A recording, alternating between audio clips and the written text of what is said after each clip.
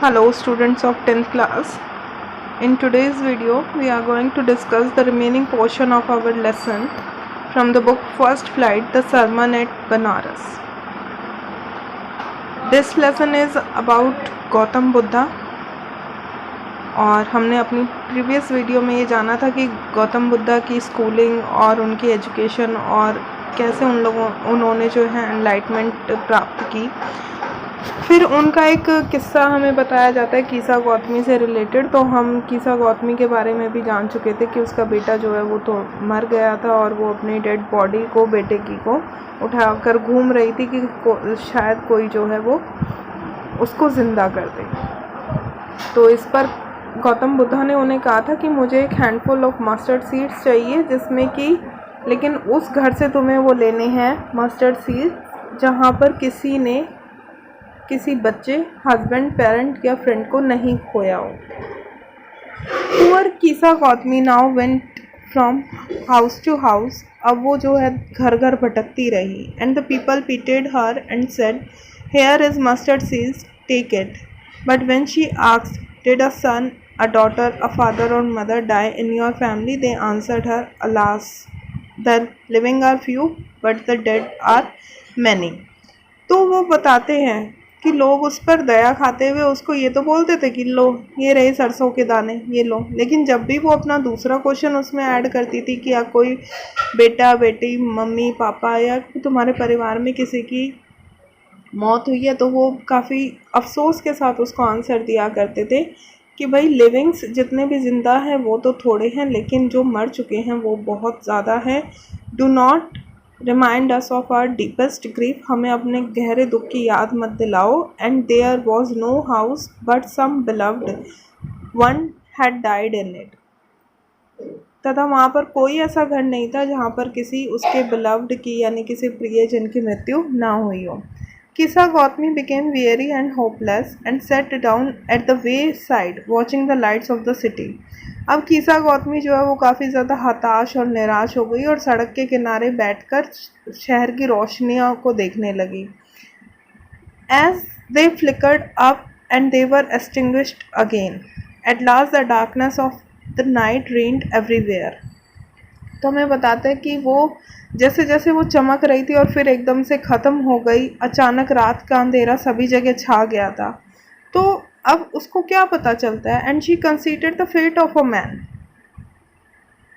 And that their lives flicker up and are extinguished again. And she thought to herself, how selfish am I in my grief? Death is common to all. Yet in this valley of desolation,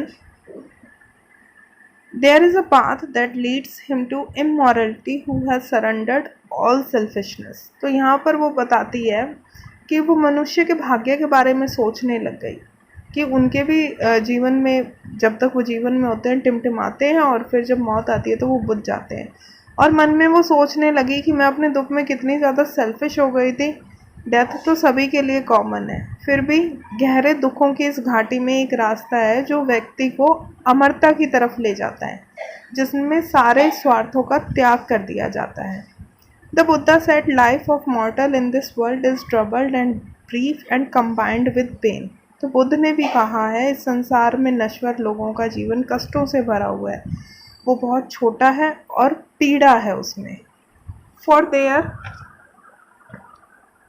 For there is not any mean by which those that have been born can avoid dying. After reaching old age, there is death. Of such a nature are living beings. तो बताते हैं कि यहाँ पर कोई भी ऐसा तरीका नहीं है जो कि इस धरती पर जन्म हुआ है उसकी मृत्यु ना हो। बुढ़ापे में पहुँचने के बाद जो है मौत ज़रूर होती है।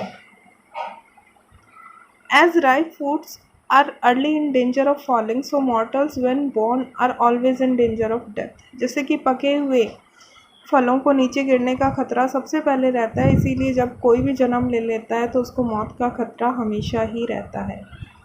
As all earthen vessel made by the potter and in being broken, so is the life of mortal, both young and adult, both those who are fools and those who are wise, all fall into the power of death, all are subject to death.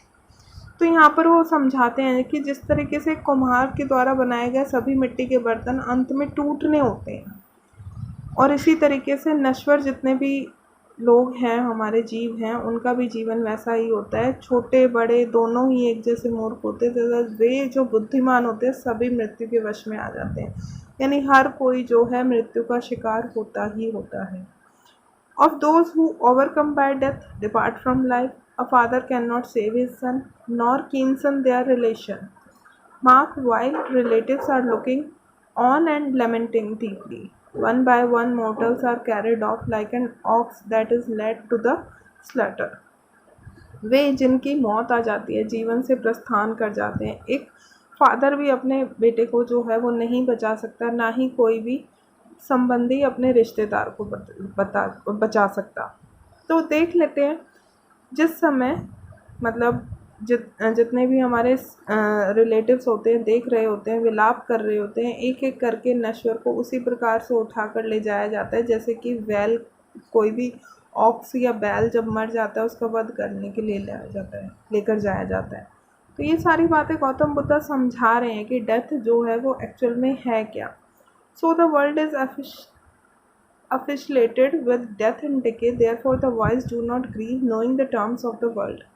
तो वो कहते हैं कि इसलिए संसार मृत्यु और जीर्णता इसको बोलते हैं कि डिके मतलब नश्वरता, नाश से पीड़ित है। इसलिए बुद्धिमान लोग संसार की सीमाओं का ज्ञान रखते हुए दुख कभी भी नहीं दिखाते। Not from weeping nor from grieving will anyone obtain peace of mind. On the contrary, his pain will be the greater and his body will suffer. He will make himself sick and pale, yet the dead are not saved by his lamentation. He who seeks peace should draw out the arrow of lamentation and complaint and grief. He who has drawn out the arrow and has become composed will obtain peace of mind. He who has overcome all sorrow will become free from sorrow and be blessed.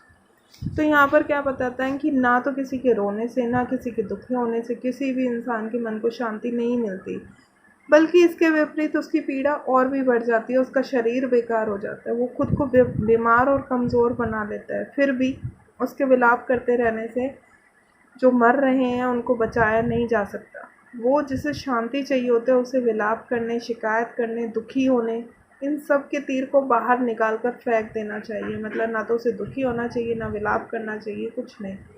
वह जिसने इस तीर को बाहर निकाल लिया वो तो शांत हो जाता है इस दुनिया में, उसके मन को ही शांति मिलेगी। और वो जिसने सारे दुखों पर काबू पा लिया वो सारे दुखों से मुक्त हो जाएगा और भगवान से हमेशा ही आशीर्वाद पाएगा। तो ये हमारा जो है लेसन यहाँ पर कंप्लीट होता है। I hope you understand the lesson and thank you for watching the video.